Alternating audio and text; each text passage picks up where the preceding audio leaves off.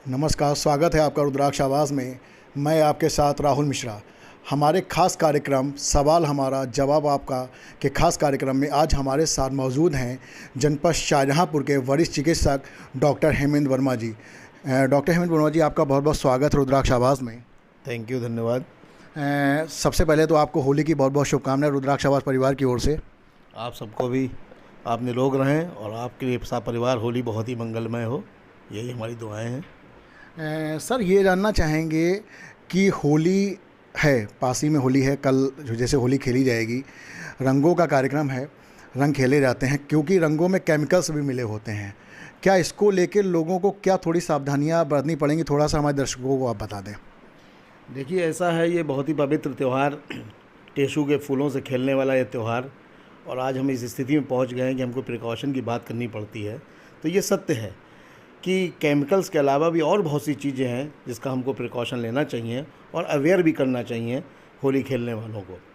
जहाँ तक केमिकल्स की बात है, तो जैसे मैंने कहा कि टेसू के फूल तो अब नहीं, सब एक किताबों में दबके रह गए हैं, लेकिन अबीर और गुलाल और सूखे रंग, हर्बल रंग से होली खेलना चाहिए। और केमिकल वो रंग जिनमें केमिकल्स मिले हुए हैं या जो दानेदार हैं, जिनको चेहरे पे या हाथ पे लगाने से इंजरी हो जाती है, आँख में, चेहरे पे, हाथों में, उनको बिल्कुल बिल्कुल अवॉइड करना चाहिए। और जहाँ तक होली की बात है, तो सबसे पहले रंग खेलते समय दो ही चीज़ों को हमको बचाना चाहिए। नंबर 1 आइज़ को और नंबर 2 स्किन को। ये दोनों ही केमिकल युक्त जो भी हमारे रंग मार्केट में अवेलेबल हैं या हमको नहीं मिलते हैं ठीक से अच्छे रंग, तो उनसे ये प्रॉब्लम्स इतनी आती है कि ये जानलेवा भी बन जाती है। आपने देखा होगा, जैसे ही होली शुरू होती है तो सबसे ज़्यादा प्रॉब्लम जो होती है, सबसे ज़्यादा इंजरीज़ जो होती हैं, सबसे ज़्यादा कैजुअल्टीज़ जो होती हैं, वो आइज़ में होती हैं। और उस समय टाइम से डॉक्टर्स की एबिलिटी ना होने की वजह से हमको सही समय पर सही चिकित्सा भी नहीं मिल पाती है। तो क्यों ना हम पहले से ही अपने प्रिकॉशन रखें, ऐसे रंगों को अवॉइड करें, आँखों को प्रोटेक्ट रखें, ऐसा गॉगल या चश्मा पहने जो कहीं से भी उसमें रंग या आँखों में कोई भी गंदा पानी या कोई भी इंजरी या चोट, जैसे कई बच्चे गुब्बारे मार देते हैं, धार से पिचकारी मारते हैं, वो आँखों से तक ना पहुँचे, इसके लिए हमको गॉगल्स का इस्तेमाल करना चाहिए। और इसके अलावा सबसे बड़ी बात है कि अगर आँख में सपोज़ कुछ पड़ भी जाता है तो तुरंत आँखों को ठंडे पानी से छपाका मार के आँखों को साफ़ करना चाहिए। और कोई भी आई ड्रॉप हमेशा अपनी पॉकेट में रखना चाहिए, अपने घर में रखना चाहिए, अपने पास में रखना चाहिए। अगर कुछ ना मिले तो कम से कम गुलाब जल तुरंत जो है हम लोगों के पास अवेलेबल होना चाहिए। और कोई भी अगर फॉरेन बॉडीज़ पड़ जाती है तो उसको खुद निकालने की कोशिश ना करके नियर बाई चिकित्सक के पास जाके ही उससे मदद लेनी चाहिए। सर, ये जानना चाहेंगे, जैसे कि आपने कहा कि कोई ना कोई आई ड्रॉप रखना चाहिए, कोई आप एक नॉर्मल ऐसा आई ड्रॉप बता दें जो कि हर किसी डिसीज़ में उसको यूज़ किया जा सके। देखिए, मार्केट में 3 चीज़ें ऐसी आती हैं जिसमें किसी की भी आपको डॉक्टर से पूछने की ज़रूरत नहीं है। एक आइटिस आई ड्रॉप आती है जो टोटल हर्बल होती है, गुलाब जल है जो बरसों से हम लोगों के यहाँ इस्तेमाल होता है, और तीसरा जो है आईटोन। ये 3 ड्रॉप ऐसी हैं जिसमें डॉक्टर से पूछना भी ज़रूरत नहीं है और इसमें कोई डायग्नोसिस की ज़रूरत भी नहीं है। ये ड्रॉप डालें ना डालें, ये किसी भी रूप में किसी भी डिजीज़ में आप आराम से डाल सकते हैं। स्पेशली होली के लिए तो ये ड्रॉप्स बहुत अच्छी हैं।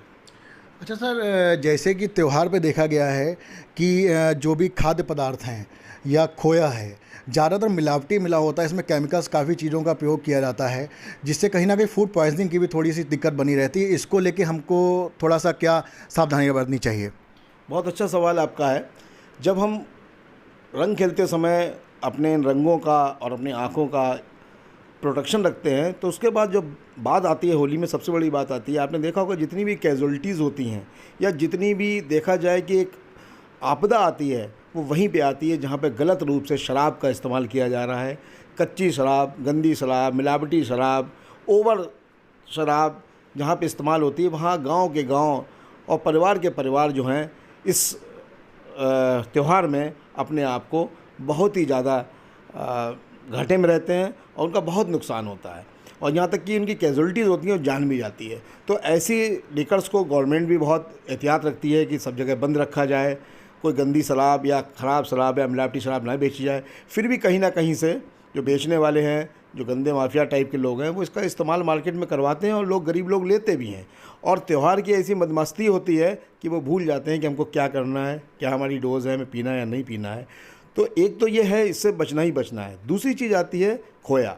छोटे घर से लेके बड़े घर तक, मध्यम वर्ग से लेके और अमीर तक, खान पान जो होता है वो होली पे स्पेशल होता है। और उसमें अगर हम खोया अगर घर पे बनाएं या कोई ऐसे रिलायबल जगह से लें जहाँ कम से कम हम कंप्लेंट भी कर सकें, उसकी जिम्मेदारी भी बने कि हम ये क्या दे रहे हैं, वहीं से इसका इस्तेमाल करना चाहिए। इसके अलावा एक बहुत छोटी सी चीज़ है जो हम लोग नज़रअंदाज कर देते हैं। मैं अपनी डॉक्टरी चिकित्सा के अनुभव से बताता हूँ कि जो भी कोई ऐसी चीज़ जिसमें सिल्वर कोटिंग है, जैसे आज तक सुपारियों में और इस तरीके की चीज़ों में बहुत आती है जो हम लोग सौवधानी में रखते हैं, इसको टोटल अवॉइड करना चाहिए। ये भी बहुत ज़्यादा पॉइजनस है और कैंसरस हैं, ये कैंसर कॉज करती हैं। तो सिल्वर कोटिंग की कोई भी चीज़ हम लोगों को खाद्य पदार्थ में इस्तेमाल नहीं करनी चाहिए। अगर सर किसी को बाई चांस अगर उसको फूड पॉइजनिंग हो जाती है तो कुछ ऐसा कोई घरेलू, मान लीजिए अगर वो नज़दीकी हॉस्पिटल या मेडिकल स्टोर पर नहीं पहुंच पा रहा, क्या कुछ ऐसा घरेलू कोई उपचार है जिससे इस चीज़ को थोड़ा सा सही किया जा सके? फूड पॉइजनिंग का सबसे बड़ा सिम्टम ये होता है कि पूरा जाके वो इंटेस्टाइन को जो है वो डिस्टर्ब करती है और उसको देखा जाए तो एक डायरिया के रूप में, वोमिटिंग के रूप में, डिहाइड्रेशन के रूप में ये कन्वर्ट हो जाती है। और इसमें फर्स्ट एड में तो यही है कि आपको उल्टी, घरेलू चीज़ें और इलेक्ट्रॉल, नींबू की शिकंजी से उसका कम से कम इतना ज़रूर करें जब तक वो डॉक्टर के पास पहुँचे तो उसको जो इलेक्ट्रोलाइट इम्बैलेंस ना हो और उसकी जो शरीर के अंदर की जो पानी की क्षमता है उसको पूरी बरकरार रखी जाए। इसका बहुत ध्यान रखना चाहिए। अच्छा सर, इस समय एक चीज़ और भी देखने को मिल रही है, क्योंकि इस समय मौसम बदल रहा है और फीवर हो गया या वायरल्स हो गए, इस समय ज़्यादा, हालांकि इन चीज़ों की अधिकता ज़्यादा रहती है। सर इन चीज़ों को लेके लोगों को क्या थोड़ा सा प्रिकॉशंस करना चाहिए?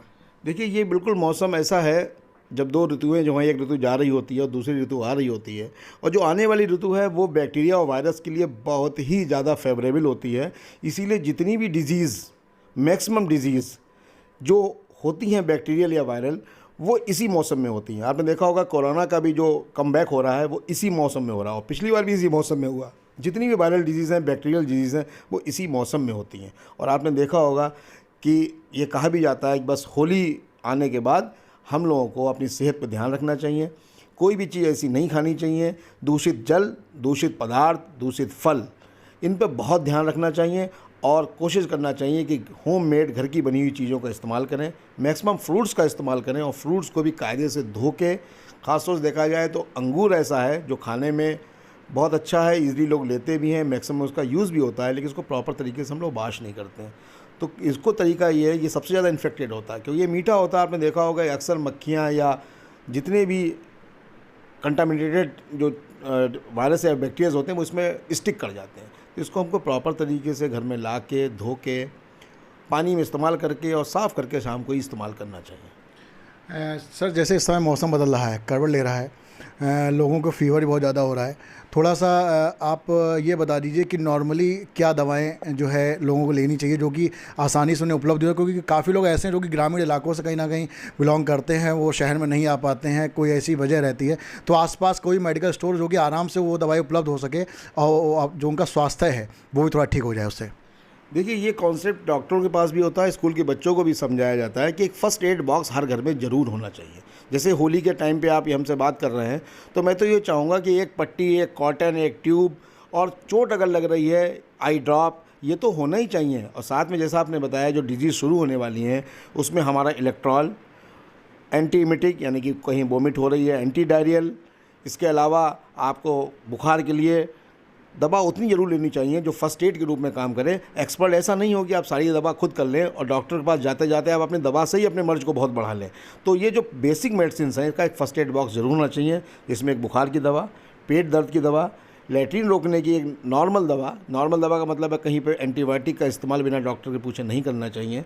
और उसके अलावा जो वोमिट अगर हो रही हैं और स्पेशली जो है वो डिहाइड्रेटेड नहीं होना चाहिए, डिहाइड्रेशन के लिए इलेक्ट्रॉल या नींबू की शिकंजी, और जो हमारे इस समय मौसमी फल हैं जो हमारे मर्जों को, डिजीज़ को होने से रोकते हैं, जिसमें वाटर कंटेंट्स ज़्यादा होते हैं, ऐसी चीज़ों का इस्तेमाल हमें अपनी डाइट में ज़्यादा से ज़्यादा करना चाहिए। और जंक फूड्स, फास्ट फूड्स, ये सब चीज़ों को अवॉइड करना चाहिए। सर जैसे कि आपने फ़ास्ट फूड की बात कही, आजकल फ़ास्ट फूड का चलन बहुत ज़्यादा है। घर के बच्चे घर की बनी हुई चीज़ों को पसंद ज़्यादा नहीं करते हैं। देखा गया है कि उन्हें फ़ास्ट फूड बहुत ज़्यादा पसंद आते हैं। क्या सर ये फ़ास्ट फूड का शरीर पे बहुत ज़्यादा कोई इफ़ेक्ट पड़ता है? देखिए, फ़ास्ट फूड का असर शरीर पे बहुत ज़्यादा इसलिए पड़ता है कि ये देखिए, हमारा जो जीभ है ना, उसमें टेस्ट बड्स होती हैं, और जो टेस्ट बड होती हैं वो एक तरीके से इन सब चीज़ों में, फ़ास्ट फूड में एक ऐसी ऐसी चीज़ें होती हैं जो हमारे टेस्ट बड्स को उत्तेजित करती हैं और हमको एक तरीके से एडिक्ट करती हैं ये चीज़ खाने के लिए। जैसे मैं एक छोटा सा एक एग्जाम्पल दूँ कि फ़ास्ट फूड में चाइनीज़ में एक एजिनोमोटो आता है। एजिनोमोटो के बारे में अगर आप थोड़ी जानकारी रखें या पढ़ें तो वो बहुत चुटकी मायने से इस्तेमाल होता है, लेकिन उसको टेस्ट के लिए लोग ज़्यादा इस्तेमाल करते हैं और वो हार्ट से लेके और ब्रेन से लेके बहुत ज़्यादा अफेक्टेड होता है और बच्चे एक तरीके से एडिक्ट से हो जाते हैं इस चीज़ को खाने के बाद। और सबसे ज़्यादा इस समय जो फास्ट फूड खा के जो पेशेंट्स हमारे पास आ रहे हैं वो आ रहे हैं मोमोज़ खा के, क्योंकि उसका जो बनाने का तरीका है वो इन लोगों को प्रॉपर नहीं मालूम है, हाइजीन बनाने वालों के प्रॉपर नहीं मालूम है, ठेले खाली सजे हुए हैं, लेकिन जो बनाने वाले हैं उनको प्रॉपर तरीके से सफाई की व्यवस्था नहीं है और जो वो चीज़ें इस्तेमाल कर रहे हैं वो बहुत ही लो स्टैंडर्ड कर रहे हैं, चाहे वो कुकिंग ऑयल हो, चाहे मसाला हो, चाहे सब्जी हो। इस वजह से बच्चों को बहुत नुकसान हो रहा है और आने वाले क्लिनिक पे पेशेंटों की संख्या, खासतौर से बच्चों की संख्या बहुत ज़्यादा बढ़ रही है फ़ास्ट फूड खा के। जो आने वाले समय में किसी समय हम लोग समोसा और पकौड़ी के लिए मना करते हैं, तो आज हम लोग कहना पड़ता है तुम बेटा समोसा पकौड़ी तो खा लो, लेकिन फ़ास्ट फूड और जंक फूड्स मत खाओ। सर, जैसे देखा गया है कि लोग जैसे कि रोग प्रतिरोधक क्षमता लोगों की काफ़ी कम होती है, जिसके चलते जो बुज़ुर्ग हो गए या बच्चे हो गए, उन्हें जो बीमारियां हैं, आम बीमारियां, उन्हें बहुत जल्दी उन चीज़ों को अपने कब्ज़े में ले लेती हैं, जिससे उन्हें काफ़ी परेशानियों का सामना करना पड़ता है। सर, हम ये जानना चाहेंगे कि बच्चे हो गए या बुज़ुर्ग हो गए, क्योंकि इनका इम्यूनिटी पावर बहुत, हालांकि इतना हाई नहीं होता है, बड़ा इन्हें दिक्कतें होती हैं, इनको लेकर सर इनके इम्यूनिटी पावर के लिए सबसे अच्छी चीज़ें, खाने की चीज़ क्या है? देखिए, बहुत अच्छा क्वेश्चन आपने पूछा है। और आप देखिए, अपने इंडियन ट्रेडिशन में देखें तो होली के तुरंत के बाद बॉडी इम्यूनिटी बढ़ाने के लिए सच्चे मोती का इस्तेमाल होता था। मेरे घर में तो आज भी होता है। एक परंपरा बनी हुई है कि साहब आप रंग खेल के आएंगे तो सबको जो है, चाहे वो बुज़ुर्ग हो चाहे बच्चा हो, उसको सच्चे मोती का काम ये है कि body immunity, according to Ayurveda, जो मोती है या स्वर्ण है या चांदी है, ये सारी चीज़ें तब इस्तेमाल होती हैं जब हमको बॉडी इम्यूनिटी को बढ़ाना होता है। तो यही देख लीजिए, ये होली में हमारा कितना अच्छा ट्रेंड रहा है कि सब सच्चे मोती, लेकिन मालूम नहीं अब किन किन घरों में वो इस्तेमाल होता है या नहीं होता है। जहाँ तक बात रही इम्यूनिटी की, तो इम्यूनिटी हमेशा 2 वजह से ख़राब हो रही है। एक हैबिट, दूसरी हैबिटेट। हैबिट मीन्स जो हमारी सुबह से शाम तक की दिनचर्या, रहन सहन, खान पान, ये हैबिट में आता है। और हैबिटेट जो हमारी सराउंडिंग्स है। हमारे आजकल के बच्चे सब जो है नेचर से बहुत दूर हैं, टोटल सुबह शाम तक एसी के अंदर रहते हैं, उनको कहीं पे भी ओपन एयर नहीं मिलती है। यहाँ तक कि वो जिम जब जाते हैं तो वो, मैं तो एज ए डॉक्टर कहता हूँ कि अगर मॉर्निंग आप वॉक कर रहे हैं 1 घंटे की, आधे घंटे की, वो much better than the gym. क्योंकि जिम में जो भी आप कर रहे हो वो सप्लीमेंट लेके या बंद कमरे में कर रहे हो, नेचर की हवा आपको कहीं से नहीं मिल रही, सिर्फ आपकी बॉडी के एप्स बन रहे हैं। तो मेरा कहने का मतलब है कि अगर आपको बॉडी इम्यूनिटी बनानी है तो अपना खान पान के साथ, रहन सहन के साथ आपको अपनी सराउंडिंग में और नेचर के बहुत करीब आना चाहिए, आउटडोर गेम्स खेलने चाहिए और आपको ग्रीनरी के आसपास रहना चाहिए, साफ़ पानी पीना चाहिए, साफ़ खाना खाना चाहिए और आपको अपनी हैबिट्स को इस लायक करना चाहिए कि आप स्वस्थ रहें और निरोग रहें। सर, ये जानना चाहेंगे कि होली, क्योंकि कल होली भी है, उसको लेके आप प्रदेशवासियों को, जनपद वासियों को क्या अपनी तरफ से संदेश देना चाहेंगे? सभी देशवासी, प्रदेशवासी और जनपद वासियों को एक खुला हुआ संदेश हमेशा से भारत के संस्कृति, सभ्यता और संस्कार की तरफ से दिया जाता है। ये सौहार्द का प्रोग्राम है, भाईचारे से गले मिल के बधाई दी जाती है। तो गले मिलें, सारी दूरियां दूर करें, सारी जो भी मनमुटाव हैं वो दूर रखें, अमन चैन हो हमारे आसपास, हमारे शहर में, हमारे जनपद में, हमारे देश में, और देश खुशहाल हो और सब लोग जो है एक भाईचारे का जो ये त्यौहार है इसको हर्षोल्लास के साथ मनाएं। जैसा कि आपने देखा, आज हमारे साथ जनपद शाहजहाँपुर के वरिष्ठ चिकित्सक डॉक्टर हेमेंद्र वर्मा जी मौजूद थे, जिनके साथ आज हमने विभिन्न बिंदुओं पर बात की। जैसे कि होली हो गई, होली में रंगों का त्यौहार है, रंग में भी काफ़ी केमिकल्स मिले होते हैं। इसके अलावा मौसम भी चेंज हो रहा है, जिसको लेके लोग बीमार भी पड़ रहे हैं। प्रमुख बिंदुओं पर डॉक्टर साहब से हमने बात की और उनके राय को जाना।